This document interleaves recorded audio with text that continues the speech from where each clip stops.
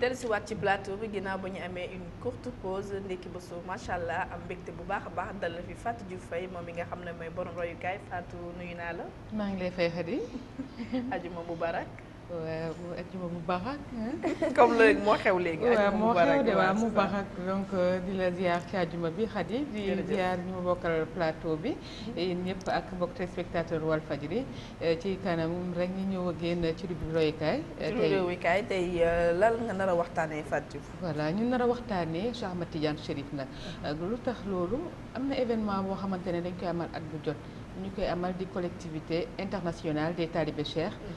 di amal événement bi nga xam ne dañu ko dippee Kadmia ci kanam tuuti rek suñu invité. loolu tax sax nga daal di fii dalal ñi nga xam ne dañoo bokk ci collectif international des talibé Cheikh bokk na ci El Hadj Malick Fall feggo kii di El Hadj Madiama Fall di bàyyi rek El Hadj Malick Fall moom moo di njëkk a nuyoo. asalaamaaleykum wa rahmatullahi wa barakaatu soxna Khady maa ngi lay nuyu di nuyu soxna Fatou Diouf ak ñi ñu bokkal plateau bi yëpp téléspectateurs yi ñuy seetaan Sénégal ak bitim réew ñoom ñëpp ñu ngi leen di wax asalaamaaleykum wa rahmatullahi wa barakaatu. ñu tam ñu ngi lay fay bu baax a baax El Hadj Madiama Fall di la bàyyi nga daal di nuyoo téléspectateur Walfadjri. waaw asalaamaaleykum wa rahmatullah ñu ngi nuyu téléspectateur Walfadjri di leen nuyu yéen soxna yu baax yu tedd yi ñu invité. di nuyu Sénégal yi nekk ci Sénégal ak yi nekk ci diaspora bi yëpp ok asalaamaaleykum wa rahmatullah. waxtaan boobu yëpp dañ koy amal ginnaaw tampon bi nga xamante moom la ñuy jëlee muy royukaay ànd ceeg Fatou Diouf Faye.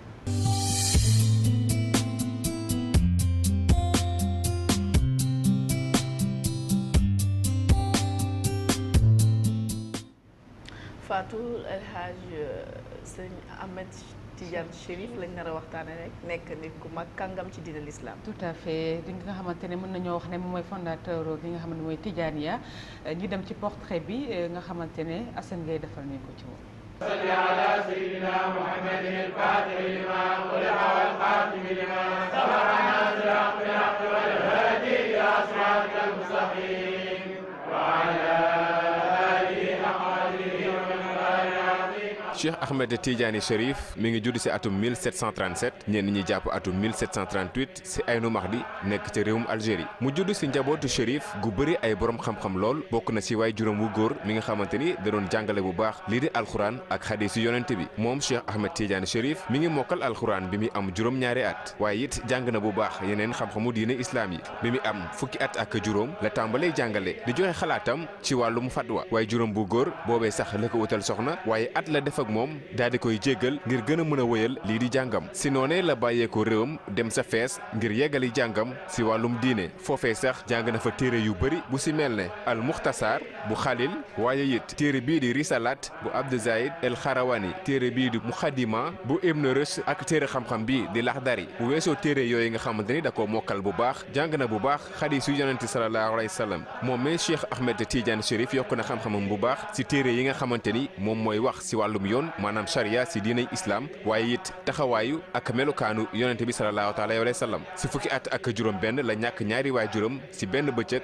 gannaaw bi leen feebaru peste yóbbee si noonee sax la tàmbali am ay tukki yu bëri bi muy toll si ñaar fukki at ak benn mu dellu fees sa réewu Maroc ngir yokk xam-xamam si lu jëm si wàllu diine waaye it fekk fa ku ko mën a tàggat si wàllum suufi si foofee sax jot na faa dajek ay kàngam yu bëri ba mën see jàng bu baax ba mu jógee fees dafa dem si gox yu mel ne Beni Sène waaye it Meshwa bil Kisri ak itam Sukkel Arba du Garb foofee sax jot na faa jàng bu baax lu jëm si wàllu tajwid si tukkeem yooyu jot naa dajek borom xam-xam yu bëri si wàllum suufi te itam jot naa dugganteeg ak tarixa yu bëri bu si mel ne tarixa wazayniya tarixa tawashiya tarixa nasira ak tarixa sidixiya bi nga xamante ni kii di Sidi Ahmad El Habib Ibn Mohamed ñu gën ko xam ci turu El Gamari Seydjelmasi Sidiki moo ko jiite woon si noonee lay doore dellu dëkkam laataa mu fay jógewaat dem si gox bii di El Abiyod Sidi bi nga xamante ni jot na faa dund lu mat juróomi at si atuma 1772 jàpp 1773 la jël ndogalu dem aji Màkka si yoonam boobe jot naa jaar réewum Tunisie ba jot faa jàngale lu bëri bi mu dellu see si Maghreb jot naa wër gox-goxaan yu bëri laataa muy dem wéetal boromam sa désertu Algérie bi si gox yu mel ne Chelala ak Bousemgoum si jamono yooyu mu duggee xëlwa moom Cheikh Ahmed Tidiane Chérif fa la gisee kii di yonente bi sallallahu alayhi wa sallam si noonu sax tarixa bi commencé am doole ba xawoon a jaaxal loolu kilifay turc yi nga xamante ni ñoo jiite woon Algérie amoon doole Algérie ak gox yi ko wër si atum 1798 Cheikh Ahmed Tidiane Chérif daal di jóge Aynu Mahdi ngir dellu Fès mu dajeek ay kàngam yu bëri si jamono jooju ba mujj doon sax ab muqaddam si tarixa suufi bi mu xamlee ni jot na jokkook yonent bi sallallahu alayhi wa sallam si la am tarixam daal di gën a am doole tarixa boobu sax di wuyoo turam Tidiane Cheikh Ahmed Tidiane Chérif mi ngi fi dëddoo si atum 1815 waaye teewul jàngaleem wër na Afrique sowu jant réew yu mel ni Sénégal Nigéria Niger Mali ak Mauritanie ba tey jii tarixa Tidiane mi ngi gën di am doole.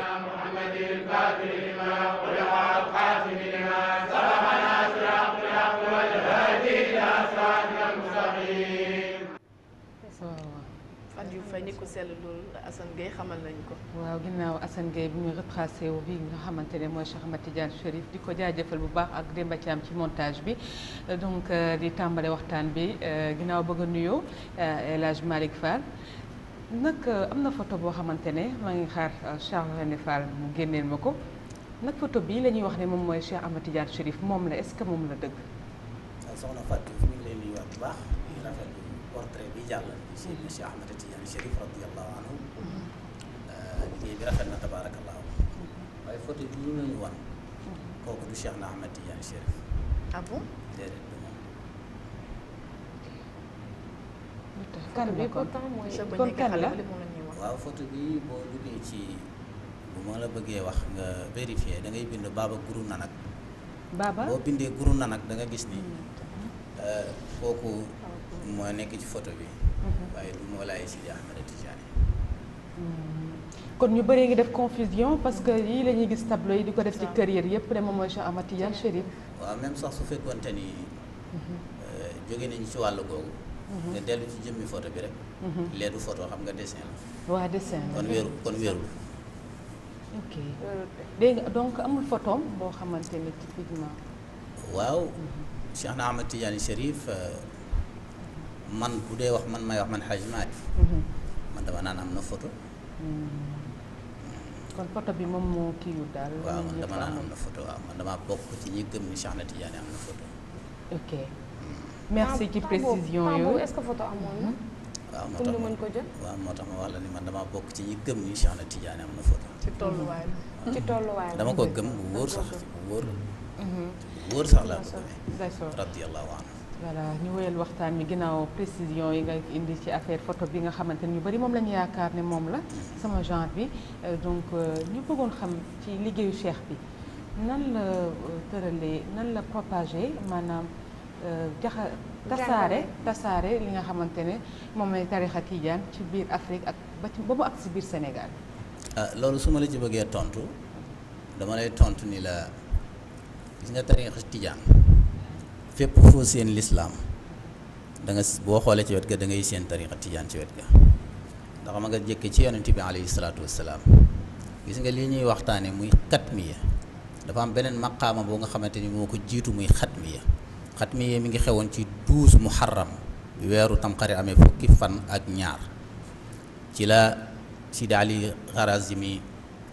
tëdd ba guddi Cheikh na Tidiane Chérif ni ko ndax yaa ngi njàpp mu ni ko waaw mu ni ko gëmmal nee na bi ma gëmmee mu jàpp sama loxo simili ak saa mu ni ma xippil ma xippi ñu taxaw ci arafa taxawee ci arafa ñi ngi fekk yonent bi alayhi salaatu wasalaam mi ngi toog ñi ngi fekk yonent yàlla Isa mi ngi toog ñi ngi fekk yonent yàlla Muusa mi ngi toog ñi ngi fekk yonent yàlla Nuux mi ngi toog ñi ngi fekk yonent yàlla Muusa mi ngi toog ulul azmi min ar-rusul ñi ngi toog mi ngi fekk itam gaa yu baax yépp toog arif billahi yépp a ngi toog saxaaba yi Ali a ngi toog Usmaan a ngi toog Babacar a ngi toog Seydina Ali a ngi toog nee na yonent bi alayhi salaatu wassalaam joxañ leen jëmm ju tedd jooju muy Mawlaay Sidi Ahmed Tidiane Chérif ni leen kii bis ni ko tey mooy sama xalifa ca la ko yonent bi solele mbubbi baatinam ya mbubbi leeram ya moom Mawlaay Sidi Ahmed Tidiane Chérif looloo tax foo gis diine yi lislaam rek da nga fa gis tariqa Tijaan looloo tax tariqa Tijaan booy laaj nu mu duggee ci Afrique da ngay gis ni ay gan indi wuñ ko fi boo doon laaj nu mu duggee ci Amérique da ngay gis ni ay gan yóbbu wuñ ko fa boo doon laaj nu mu duggee ci Europe da ngay gis ni ay gan yóbbu wuñ ko fa réew mu ci nekk ci réew yooyu ma la wax àddina bi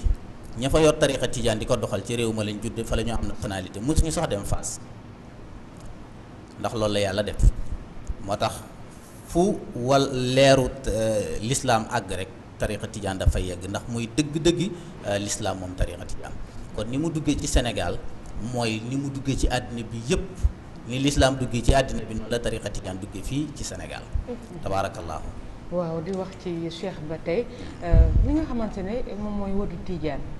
nan la ko nan la ñëwee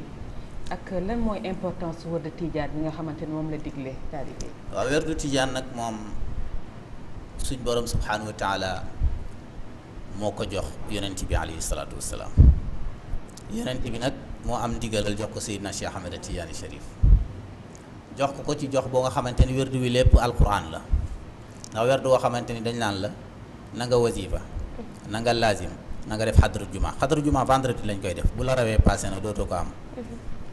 te lépp mi ngi ci astaghfirullah alazim allazi la ilaha illa huwa alhayyul qayyum lépp ngi ci laa ilaha illa allahu muy kennal yàlla lépp ngi ci salaatu ala nabi salaatu fatih li ma ughliqa muy julli ci yonent bi alayhi salaatu wassalaam dafa am benn gëstukat di boroom xam-xam bu def ay étude am xool mu ni moom daal dafa seetlu ni téeméeri tijaan yoo gis ñu toog la ca ëpp dem nañ Màkka aji nañu Màkka nee na muy xóotal gëstoom ba gis dajeeg benn kilifa mu ni ko loolu daal jaaxal na ma parce que tijaan yi daal dañoo bari ay alaaji ki ajaa nee na kilifa gi ni ko kaay ma déey la li tax tijaan yi dem Màkka yomb leen dafa am ci seen wird wi ñaari tur yàlla yu ca nekk benn bi alxayu lañ koy tudde benn bi xayum lañ koy tuddee gis nga alxayu boo ko adatee Màkka la lay jox boo ko déchiffré yéen ñi jàng tubaab Màkka la lay jox alxayum boo ko déchiffré benn bi Médina la lay jox ñaar yooyu boo leen boolee mooy 174 muy am wàllu dunia bala ngaa dem Màkka faaw nga am alal moo tax dem Màkka yombu tijaan yi wérdu wi nag di alquran ndax wérdu woo nga xamante ne si danaan la waxal astaghfirullah boo doon wër alquran da ngay gis ni ci alquran rek la nekk boo ko génnee ci alquran dara desut fi laa ilaha illallah mi ngi ci biir alquran xam nañ ni mooy kennal yàlla ki fi nekk te kenn nekku fi dul moom lépp dana fi jóge yàlla rek des fi ñu ne la waxal salaatu fatih li ma ughliq nga xamante ni yaa ngi jàkkaarloog allahuma salli ala sayidina muhammadin al fatih li ma ughliq wal xaatimi li ma sabaq nga xamante ni moom mooy kii tijji li tëju woon kooku kenn rek ko mën a def te mooy yàlla subhanahu wa taala werd la woo nga xamante ni doo ci tudd ndey doo ci tudd bàyyi doo ci tudd kenn moom yàlla kese la ci zahir yàlla kese la ci baatin kon importance su wird wi non seulement que ni ngay wirde noonu sa ruux gi muy tàggat alquran moo wax ni tudd gi ngeen di tudd yàlla ci la yàlla di defaree seen ruux yi ngeen nekk nit ñu équilibre du ngeen nekk ñuy perturbé moo tax tijaan yi da nga leen di gis ñu nekk tijaan yu dal leer googu itam di sotteeku ci seen xol yi dafay reflété wu ci seen jëmm yi moo tax nga gis tijaan yi dañuy rafet tijaan boo xoolee keneen ki moo koy dàq parce que dañuy rafet parce que salaatul fatih bi ñuy zikkar mooy sotteeku ci seen xol yi loolu mooy daw ci seen deret yi kon loolu benn la ci importance bi nga xamante ni salaatul fatiha am na ko beneen bi mooy loo koy zikkar moom salaatul fatiha ci tariqa tijaan loo ko gën a yor di gën a ragal yàlla loo ko gën a yor di gën a wóolu yàlla te yàlla dañ koy gëm ñëpp gëm nañu yàlla am na parce que gis nga yu mu def rey na sa yaay rey sa baay rey say mbokk xam nga ni yàlla am na yu bari yoo xam si boo ko xoolee ci ngay xam ni yàlla am na mais est-ce que wóolu nañ ko waaye tariqa tijaan nag day fexe ba nga wóolu yàlla sa confiance ci sa borom day renforcer wu tabaarakallaahu bi ci topp itam mooy loo gën a jëm mag di gën a âgé di gën a bëgg yàlla loo gën a jëm mag di gën a rafet di gën a nuru boo nga xamante ne ñi ngi am yaakaar ci yow beneen bi itam bi muy def mooy booy zikkar salaatul fatih tariqa tijaan boo ko yoree bu njëkk li xewoon muy nit buy génn àddina sukuraat si day metti ay fan 15 jours 20 jours 1 mois nit ki nekk ci sukuraat di weq per yi di yuuxu ñu koy yeew fekk ne mi ngi ci waajtaay pour bëgg dem mais bi tariqa tijaan ñëwee nit ñi di werd salaatul fatih ci ngay gis kuy nelaw nga ñëw jox ko ndékki mu ndékki léegi laaj la ndox nga may ko mu naan nga ñëw dellusiwaat fekk mu wuy ji boromam parce que yonent bi alayhi salaatu wasalaam moom mooy ñëw ci wetam moom mooy téeroo xam kenn du ko rocc gu metti te du nekk ci fitna ba keroog muy dellu ci boromam parce que fi mu jógee fa mu jëm moo koy gën ndax li mu liggéey fi mu nekk dañ ko versel ci compte am ba léegi nga xamante ni si fa la ñëpp soxla ëllëg li ñu war a am. loolu lenn la ci résultat yi nga xam si tariqa tijaan def na ko wérdu tijaan. beneen bi nag soxna Fatou Diouf Faye ma wax la ko mooy li mu def ci jeunesse bi ndaw ñi gis nga ndaw ñi jeunesse tijaan yaa ngi leen gis ni ñu mel tabaarakallah dañuy bëgg yàlla dañuy bëgg liggéey dañuy bëgg alquran dañuy moytu cigarette du ñu tox du ñu naan du ñu njaaloo du ñu fen du ñu wor te lépp luy développement ci seen réew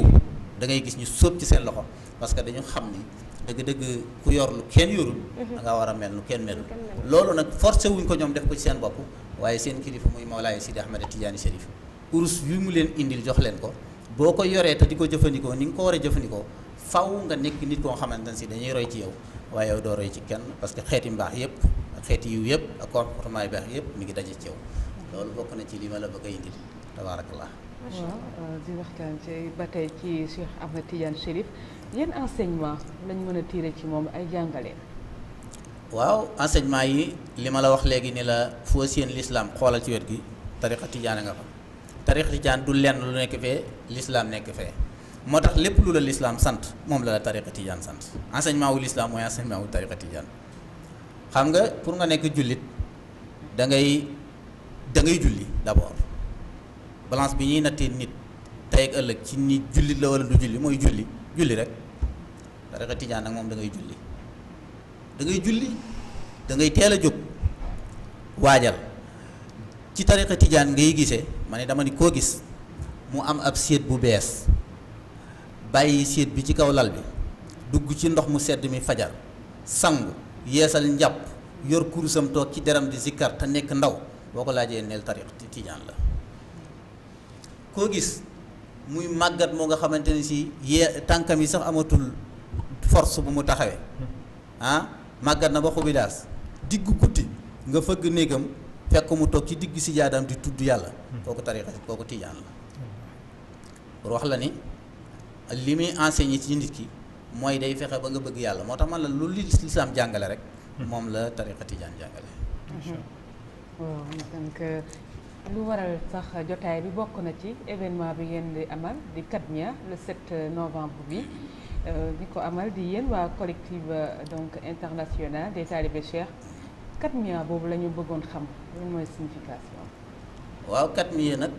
wax naa la benn maqaama muy Katmiya booba neex naa waxtaane ndax la ca nekk wax naa la ko tabaarakallah xëy na bu temps bi yaatu woon dinañ ko mën a yaatal mais Katmiya moom 18 safar la xewoon fukki fan ak juróom-ñett ci weeru safar la xewoon la ca nekk nag dañ koo nëbb moo tax bindkat bi di wax ni ci mbindam mu rafet mi tabaarakallah ci muniyatul murid min bahdi shahrin wa layaalin irtaqa ila maqaamihi al aziz al muntaqa maqaamuhu al maktumu an kulli wara siwa nabii ma waraahu wara mu ni diggante 12 muharram ak 18 safar parce que 1 mois 6 jours ci la jot maqaama moom di Katmiya nga xam Katmiya mooy lu ñu nëbb moo tax ñuy wax Cheikh Ahmed Tidiane Chérif xutbul maktum mooy xutb bi nga xam si dañoo làqi mbiram la nekk ci maqaama moomu nag ñee ko xam muy yàlla suñ borom subhanahu wa taala yonent bi alayhi salaatu wassalaam ak Mawlaay Sidi Ahmed Tidiane Chérif bi ñu jox maqaama moom li ci topp mooy maqaama mi benn wëli yu mosu koo xam ci àddina bi ko Cheikh amee benn wëli yu xamu ko ba fii may waxee yow benn wëli yu xamu ko ci àddina bi Seydina Cheikh a ko am waaye bu ñu koy célébrer ci 18 safar tabaarakallahu di maqaama moom da ngay gis ni Cheikh na Tidiane mooy koo xamante ni mën ngaa jàpp ci moom benn bés waaye benn bés boobu dana la jural nga mën a waxtaane loo bëgg a waxtaane ci mbaax moo tax bés boobu ñu koy def ci foire bu Dakar le 7 novembre incha allah yendu rek ba ngoon ñu waxtaane Cheikh Ahmed Tidiane Chérif. waaw nga ànd feet El Hadj Malick Fall nga ànd feet El Hadj Madiama Fall di coordonnateur collectif international des talibés cheikh muy bés boo xamante ne di ngeen ko jaxaleet Cheikh Ahmed Tidiane Chérif mu tombé tamit 18 safar ba tey lan nga ñu mën a wax ci nit ko ginnaaw naataango bi lu mu wax ci am Cheikh Ahmed Tidiane Chérif ak seen bés bi ngeen xamante ne moom ngeen war a amal le 7 novembre. macha allah ci lan lay inspiré wu ci li nga xamante ne ci société bi. loo xamante ne amal njëriñ daal. macha allah soxna si ñu ngi leen di nuyuwaat bu baax a baax di kontaan loolu di rafetlu kaddu yi Cheikh El Hadji Malick yëkkati macha allah daanaka amatul lu ci nit waroon mën a tegaat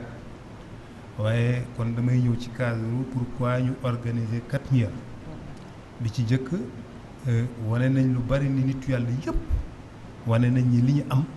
ci maqaama li ñu am ci cër yi leen yàlla jox ñu ngi ko jëlee ci màggal guddi googu di Katmiya mais bi ci jëkk ñaareel bi si des yow mi ko dund yow mi ko célébrer dina la yokk ci zahir waaye dina la yokk ci baatin dina purifier sa ruux dina la piqûre ay leer yu tukkee ci cheikh yoo xam ne mooy defar sa nafs ak sa ruux ba nga am équilibre psychologique maanaam dafay defar nit mais ñetteel bi aussi dañ ko organiser pour que ñu revoiraat ñu xoolaat sa xam boo xoolee tey le monde bi ñuy dund tey nga gis xam ne da ngay dégg ci l'islam yi doy waar nga dégg ni ñi ngay massacrer ay musulmans ci Birmanie nga dégg ni yeneen jullit ñi ci mbir yu kenn xamul lu mu doon fii au Sénégal jeunesse bi ils sont un peu désorientés on peut dire nga gis ni tamit beaucoup de choses qui se passent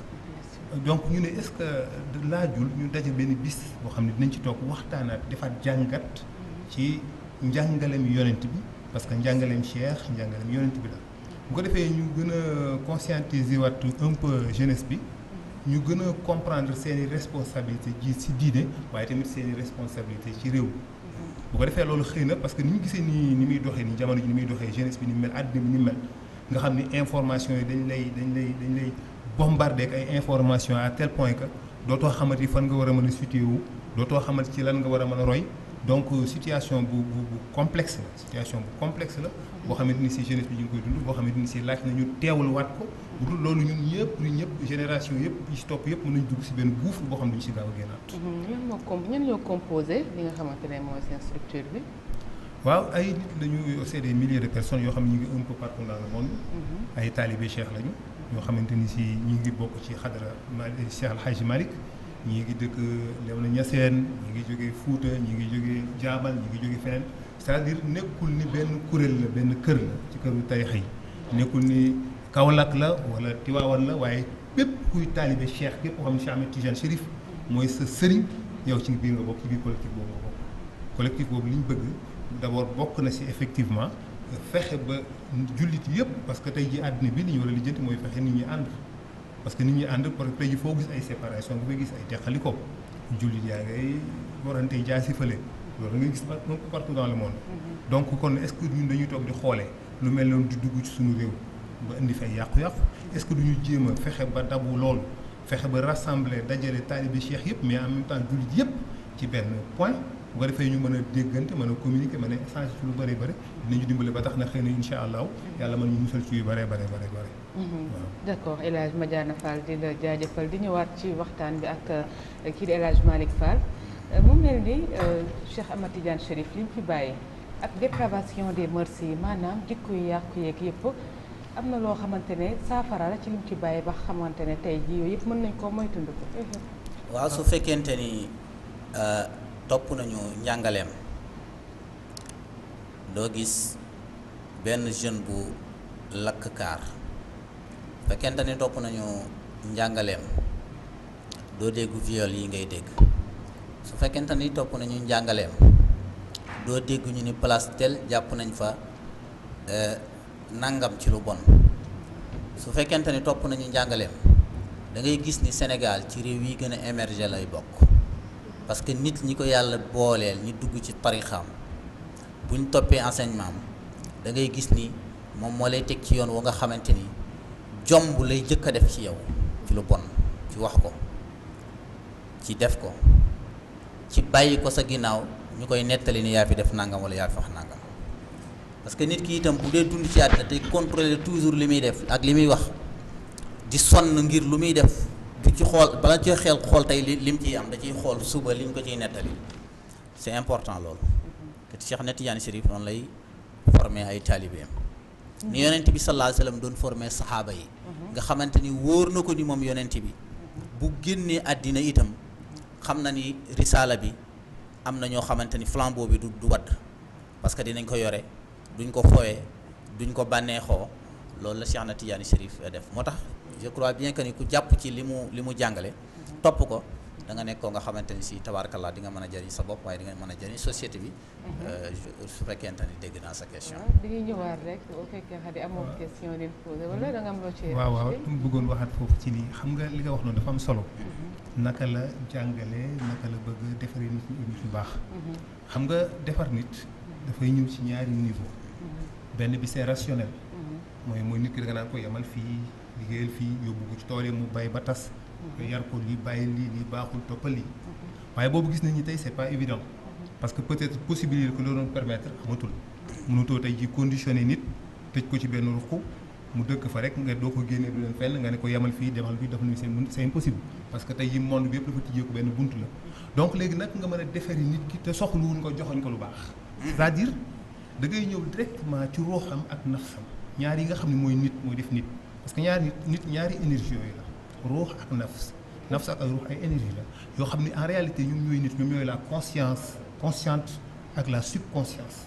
mooy li nga xam ne mooy tax nit am jikko moo tax nit di raisonner moo tax nit di xalaat mais moo tax nit également nit di gis loolu bu baaxee lépp baax na léegi nag loolu ñaar yi ñu Cheikh indil ñu ni ñu toog leen fii bàyyi leen tool yi gor leen garab yi non dafa indi ñaari piqûre yu ñu jox benn bi mooy salatul fatihi benn bi mooy jawharatul kamal ñaari yooyu la ni bu ngeen ko dee utiliser bu ngeen ko dee jàng dafay tàggat seen xol ba mu nooy xam nga dafa lay defar seen jikko ba ngeen mën a àttan lu ngeen àttanul woon ba ngeen mën a xajoo lu ngeen xajoowul woon ba ngeen mën a am tedd nga boo bëggee woon di nga mujj tabe xam nga boo soxoroon di nga mujj baax boo añaanoon dana mujj dañ bépp feebaru jàngoro jikko buy nekk ci yow da koy dindi salaatul fatihi moo tax nit ki buy jàng salaatul fatihi xam nga dégg naa ci Mawlana Cheikh Alhaji Abdal Aziz mu ne salaatul fatihi bi muy wàcc comme ni alquran la wàcce nee na bi muy ñëw mi ngi jóge ci yàlla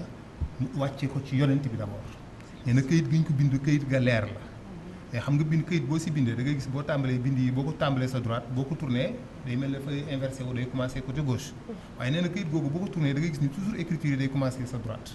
nee na këyit googu noonu la tukkee ci yàlla mu wàcce ko ci yonent bi noonu la ko wàccee ci Cheikh Ahmed Tidiane Chérif mu nekk leer goo xam ni ki koy jàng mi ngi mel ni dañoo jaxase ruuxam nafsam ak nafsu Seydina Muhammad sallallahu alayhi wa sallam parce que moom mooy source bi nga xam ni mooy defar nit ñi mooy source point bu mujj bu ñuy jeexalee rek xadi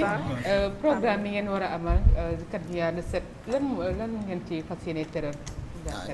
ci journée bi nan lay tëddee journée bi waaw journée bi ni muy tëddee mooy bu ñu xëyee suba teel incha allah taala 9h ñu recevoir délégation yëpp ñu ñëw ci salle unité africaine ci foire bu Dakar ñëpp bëgg nañ ñu teel a ñëw incha allah bu ñu demee ba midi ñu tàmbali conférence yi parce que am nañ fay conférencier oustaz Pa Makhtar Sylla dana traité benn thème ci Cheikh Tidiane oustaz Aboubacrine Ba Tidiane Cheikh Aboubacrine Ba Tidiane dana traité beneen thème ci Cheikh Tidiane oustaz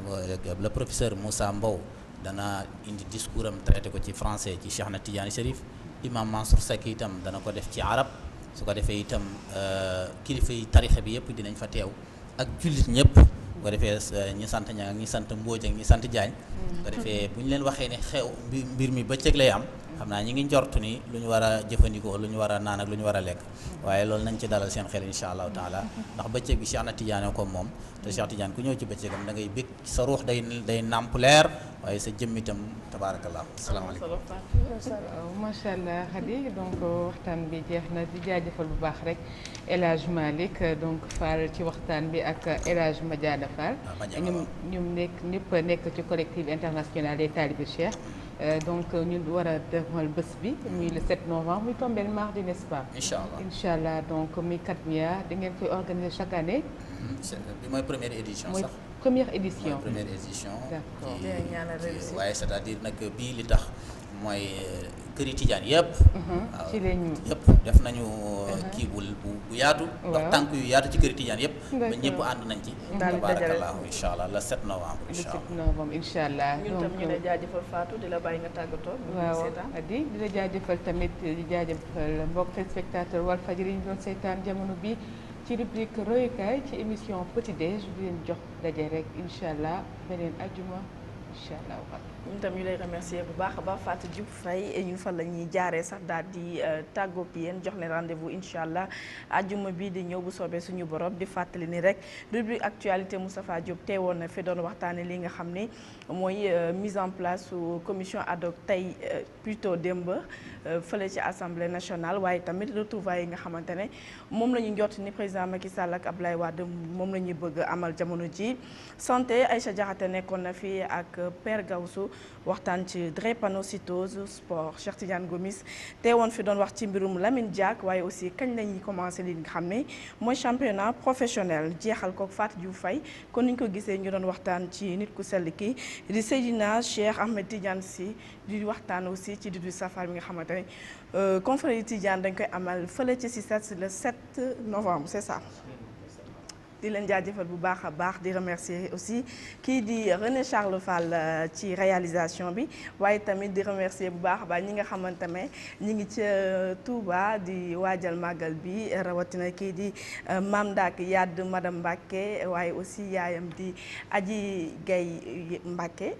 nee na Aji Boy Mbacke ta Aji Gaye di ko remercier di ko naan ñi ngi nii ci ñëw ci yoon bi daal di mën a fekkee li nga xam ne mooy màggal Touba leen jox rendez-vous incha allah ajuma bi di ñëw si na émission matinale bi di Petit Déj.